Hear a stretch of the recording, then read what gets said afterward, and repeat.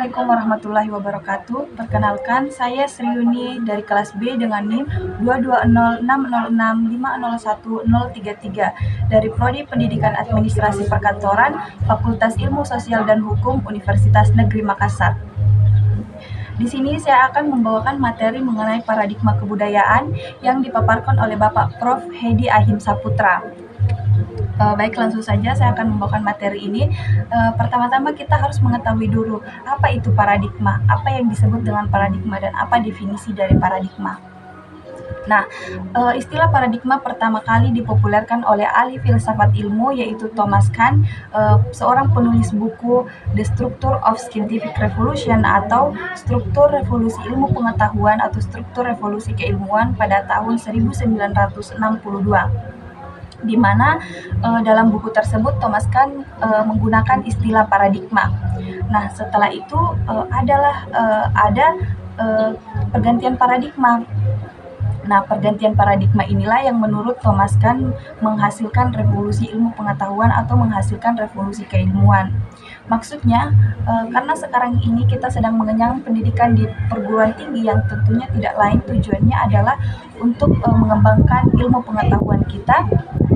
Tentunya kita harus mengetahui dulu apa itu paradigma, sehingga kemudian kita bisa mengembangkan paradigma-paradigma yang telah ada, sehingga muncul paradigma-paradigma baru yang tentunya akan menambah dan memperbanyak pengetahuan kita.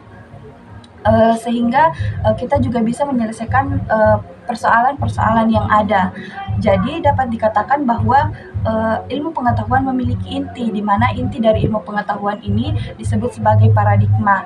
Jadi paradigma ini merupakan inti dari ilmu pengetahuan atau keilmuan.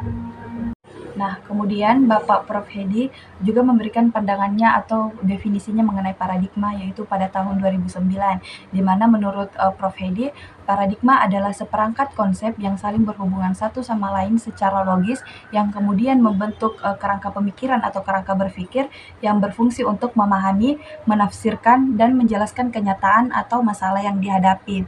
Nah, jadi dalam perguruan tinggi, tentunya kita kerap sekali dihadapkan oleh masalah atau menghadapi suatu masalah. Contoh kecilnya adalah dalam hal penyusunan skripsi atau perumusan hipotesa, di mana nantinya kita menggunakan paradigma untuk menjelaskan penelitian kita dan untuk menjawab pertanyaan-pertanyaan yang diajukan. Nah, paradigma ini merupakan sebuah kerangka pemikiran atau sebuah kerangka berpikir yang bersifat abstrak.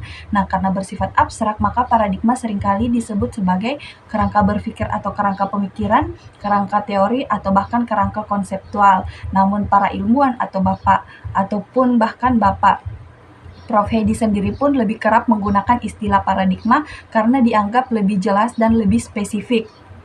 Nah, selanjutnya karena kita telah mengetahui definisi dari paradigma, kita telah mengetahui apa itu paradigma, selanjutnya kita akan membahas mengenai kebudayaan. Pertama adalah pandangan mengenai kebudayaan. Nah, kebudayaan ini hanya ada pada manusia, jadi artinya hanya manusia yang memiliki kebudayaan. Makhluk lain atau bahkan hewan pun tidak memiliki kebudayaan. Nah, dari pandangan tersebut atau dari definisi tersebut timbullah sebuah pertanyaan. Lantas, apa perbedaan manusia dengan makhluk lain atau hewan? Nah, dari pertanyaan tersebut, salah satu ahli kebudayaan yaitu Ernest Cassirer pada tahun 1945 menulis buku An Essay on Man atau Manusia dengan Kebudayaan, memberikan pandangannya atau pendapatnya mengenai perbedaan manusia dengan makhluk lain khususnya hewan. Nah, menurutnya perbedaan manusia dengan makhluk lain atau hewan itu adalah kemampuan simbolisasinya. Nah, maksudnya manusia ini memiliki kemampuan menciptakan dan menggunakan simbol-simbol. Nah, karena kemampuan manusia menciptakan dan menggunakan simbol-simbol, maka Cassirer mengatakan bahwa manusia adalah animal symbolicum. Nah, artinya manusia juga masih memiliki persamaan dengan hewan seperti halnya mamalia, omnivora, bertulang belakang, berdarah panas, dan mungkin masih ada persamaan-persamaan lainnya. Nah, adapun persamaan lain antara manusia dengan hewan juga dapat dilihat dari dua binatang ini, yaitu simpanse dan orangutan. Nah, contoh halnya simpanse. Simpanse ini dikatakan kerabat manusia karena memang hampir mirip dengan manusia. Dilihat dari DNA simpanse yang mencapai 98,7%, yang nyaris hampir sama dengan manusia. Tidak hanya itu, nenek moyang simpanse juga dikatakan sama dengan manusia, yaitu yang hidup pada 7-13 juta tahun yang lalu. Nah, selanjutnya simpanse juga dikatakan sebagai makhluk sosial. Nah, binatang kedua yang dikatakan mirip dengan manusia adalah orangutan. Nah, orangutan asal Indonesia ini yang dulunya hampir ada di seluruh Indonesia, namun karena punah sehingga spesiesnya semakin berkurang, saat ini orangutan hanya ada di Kalimantan dan Sumatera saja. Orangutan juga dikatakan hampir mirip dengan manusia, juga dilihat dari DNA-nya yang mencapai 96,4%. Nah, jadi dibanding orangutan, simpanse lebih memiliki kemiripan dengan manusia. Kenapa? Karena dilihat dari DNA-nya yang nyaris 100% sama dengan manusia, yaitu mencapai 98,7%. Dan orangutan hanya 96,4%, sehingga simpanse dikatakan lebih memiliki kemiripan dengan manusia, bahkan dikatakan sebagai kerabat manusia. Namun kembali lagi ke pembahasan yang tadi, bahwasanya tentunya manusia dengan hewan atau dengan makhluk lain masih memiliki perbedaan, di mana yaitu perbedaannya adalah menciptakan dan menggunakan simbol-simbol. Nah, bukti lain bahwa manusia adalah animal symbolicum, yang pertama, binatang kerap sekali menjadi hewan percobaan untuk obat-obatan yang akan dipakai atau dikonsumsi oleh manusia. Jadi perihal hal ini tentunya kita sudah tidak asing lagi, kita sering mendengar atau bahkan melihat sendiri bahwasanya apabila ada obat-obatan baru, tentunya hewan selalu menjadi bahan percobaan. Apakah obat ini akan aman apabila dikonsumsi oleh manusia atau bahkan berbahaya dan tidak untuk dikonsumsi oleh manusia. Kedua, secara genetis, simpanse dikatakan lebih dekat dengan manusia. Nah, ketiga, seperti yang saya katakan tadi, bahwasanya tidak ada makhluk lain atau bahkan hewan yang memiliki kebudayaan. Hanya manusialah yang memiliki kebudayaan. Nah, terkait perbedaan manusia dengan makhluk lain yaitu hewan, mengenai kemampuan manusia menciptakan dan menggunakan simbol, tentu muncul pertanyaan baru mengenai apa itu simbol. Nah, menurut para ahli kebudayaan dan ahli filsafat, simbol adalah segala sesuatu yang bermakna, yaitu dapat diberi makna dan dapat diberi arti. Contoh umumnya adalah uang. Nah, sebuah lembaran uang tentunya sama, bahkan ukurannya pun hampir sama. Namun setiap manusia tahu cara membedakan uang yaitu uang 20, 50, bahkan uang 100. Kenapa? Karena di setiap lembaran uang memiliki simbol, yaitu nominalnya yang berbeda. Ada yang nominal 20.000, ada yang nominal 50.000, dan ada nominal 100.000. Itulah yang membuat manusia mampu membedakan antara lembaran uang yang satu dengan lembaran uang yang lainnya. Kemudian simbol yang paling fundamental dalam kehidupan manusia adalah bahasa. Nah, seperti sekarang ini, apabila kita menjelaskan atau memaparkan materi, tentunya kita menggunakan bahasa sebagai simbol untuk berkomunikasi agar dapat didengarkan dan dipahami oleh para pendengarnya, yang kemudian itu dapat menciptakan interaksi sosial. Nah, tanpa adanya interaksi sosial tidak akan ada relasi sosial. Tanpa relasi sosial tidak akan ada kehidupan sosial, dan tanpa kehidupan sosial tentunya tidak akan ada budaya. Jadi itu mengapa dikatakan bahwa bahasa sangatlah penting. Jadi kebudayaan merupakan produk dari kehidupan sosial. Kebudayaan merupakan hasil dari proses sosial. Bahkan karya-karya individu pun merupakan hasil dari proses kehidupan sosial. Kemampuan berkarya di setiap individu diperoleh melalui proses kehidupan sosial. Kehidupan sosial yang dimaksud adalah kehidupan bersama orang lain. Bahkan proses belajar pun disebut sebagai kehidupan sosial. Kenapa? Karena dari proses belajar dari TK, masuk sekolah dasar, kemudian sekolah menengah pertama, sekolah menengah atas, hingga perguruan tinggi, di dalamnya terdapat sebuah interaksi. Dalam proses belajarnya tentu ada yang namanya interaksi, sehingga menciptakan kemampuan berbicara, kemampuan memahami, kemampuan membuat sesuatu. Kenapa? Karena tentunya di setiap kita belajar, di setiap kita mengenyam pendidikan, tentunya kreativitas kita semakin meningkat, ilmu kita semakin banyak, sehingga kita mampu membuat sesuatu. Nah, selanjutnya kita membahas mengenai wujud dari kebudayaan menurut Bapak Prof. Hedi, di mana wujud kebudayaan ini menurutnya terbagi atas 4, yaitu wujud material, wujud perilaku, wujud kelisanan, dan wujud gagasan. Yang pertama, wujud material itu mencakup rumah, motor, HP, laptop itu termasuk ke dalam wujud material. Wujud kedua adalah wujud perilaku, di mana itu mencakup seperti makan, minum, diskusi, kuliah. Nah, lantas perbedaan material dengan perilaku ini apa? Nah, perbedaan dengan material dan perilaku adalah material relatif tetap, sedangkan perilaku ini relatif cepat berubah. Kenapa? Karena contohnya saja material, kita ambil laptop. Nah, bisa saja dalam 3 bulan ke depan kita masih memakai laptop yang sama, sedangkan wujud perilaku tentunya dapat berubah secara cepat. Nah, bahkan dalam hitungan menit perilaku pun dapat berubah dengan cepat. Nah, wujud ketiga adalah kelisanan, di mana yang mencakup kelisanan ini ada seperti tuturan, ujaran, nyanyian, dongeng. Nah, itu termasuk sebagai wujud kelisanan.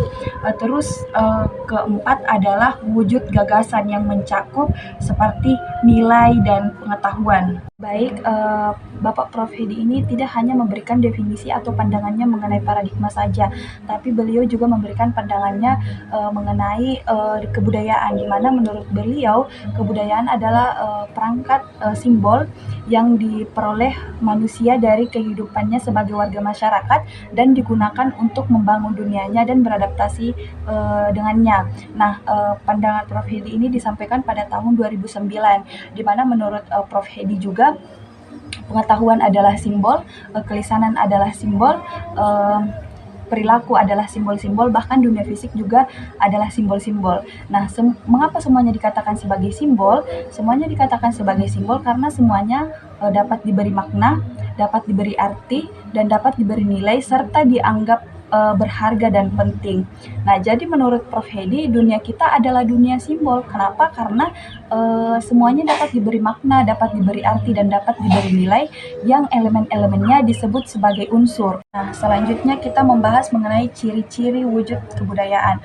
Wujud kebudayaan ini memiliki ciri-ciri ontologis, di mana ciri-ciri ontologis wujud kebudayaan yang pertama adalah wujud material, yaitu dapat dilihat, dapat diraba, namun tidak dapat didengar.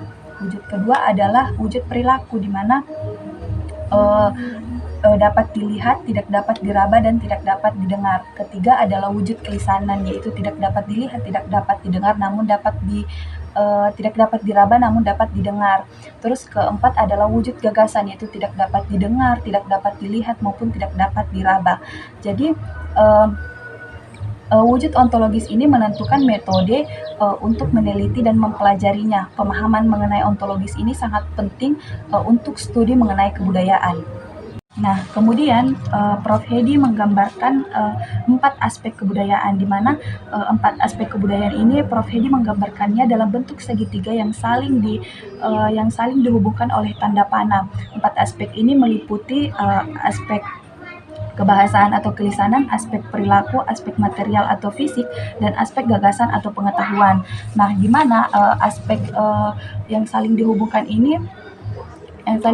oleh tanda panah ini menandakan bahwa antara aspek yang satu dengan aspek yang lainnya itu saling berkaitan.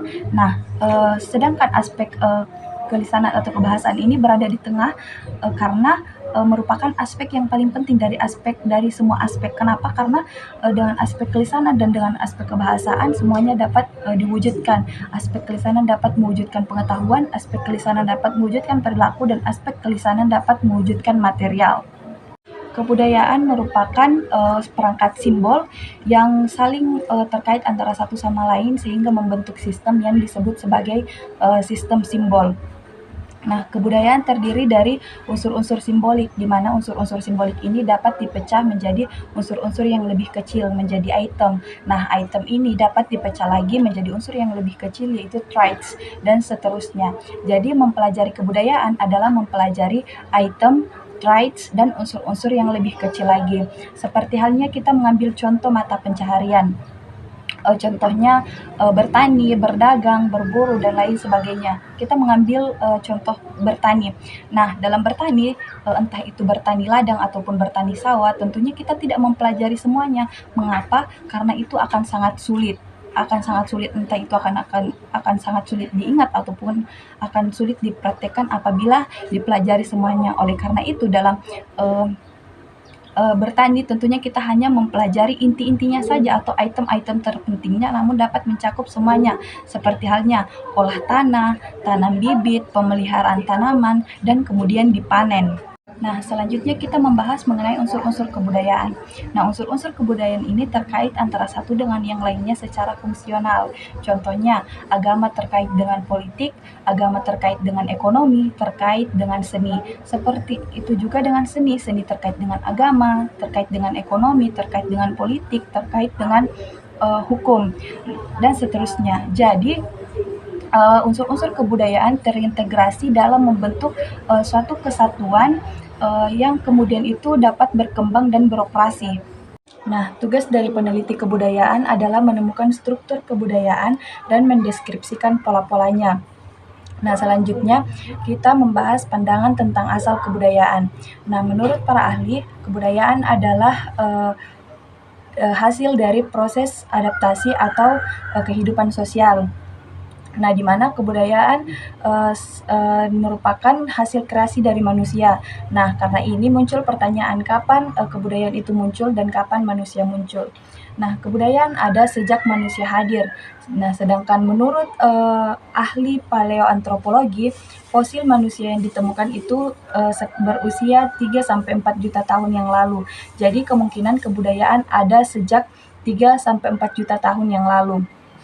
Namun teori ini masih dapat berubah apabila ada fosil manusia yang lebih tua lagi ditemukan. Nah, tapi untuk sekarang ini yang ditemukan adalah fosil yang berusia 3-4 juta tahun yang lalu. Selanjutnya adalah pandangan tentang proses kebudayaan. Nah, yang pertama adalah proses adaptasi, di mana proses adaptasi ini mencakup inovasi. Nah, inovasi yaitu perubahan unsur kebudayaan, di mana inovasi ini bersumber pada individu dan kelompok kecil yang disebarkan. Kedua adalah proses difusi kebudayaan. Ketiga adalah terjadi perubahan kebudayaan. Nah, dari sinilah terjadi inovasi dan revolusi. Nah, di mana inovasi ini adalah proses perubahan yang berjalan relatif lambat, sedangkan revolusi adalah proses perubahan yang berjalan relatif cepat. Nah, dari sinilah kita bisa melihat kebudayaan itu berubah dan menuju ke yang namanya peradaban. Baik, sekian materi yang saya bawakan mengenai paradigma kebudayaan yang dipaparkan oleh Bapak Hedi Ahim Saputra. Kurang dan lebihnya mohon dimaafkan. Wabillahi taufiq wal hidayah. Wassalamualaikum warahmatullahi wabarakatuh.